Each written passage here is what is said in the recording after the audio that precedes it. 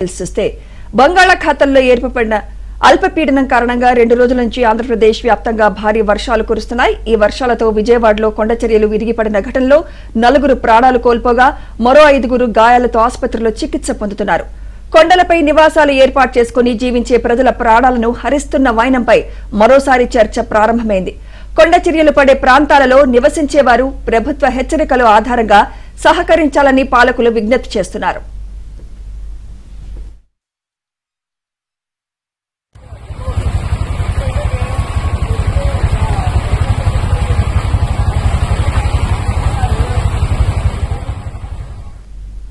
విజయవాడలో కొండ ప్రాంతాల్లో నివసించే ప్రజల పాట్లను వైసీపీ ప్రభుత్వం ఏమాత్రం పట్టించుకోలేదు. కనీసం రక్షణ చర్యలు చేపట్టాలని కోరినా కనీస స్పందన లేదు.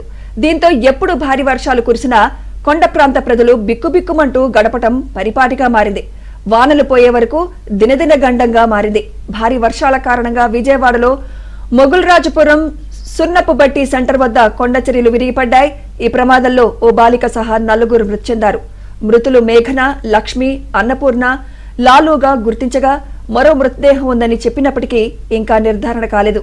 భారీగా వర్షం కురుస్తుండటంతో మరోసారి ఆ ప్రాంతాల్లో కొండచర్యలు విరిగిపడే ప్రమాదం ఉండడంతో ఆ ప్రాంతాల్లో ఉండే వారిని అధికారులు సురక్షిత ప్రాంతాలకు తరలించారు.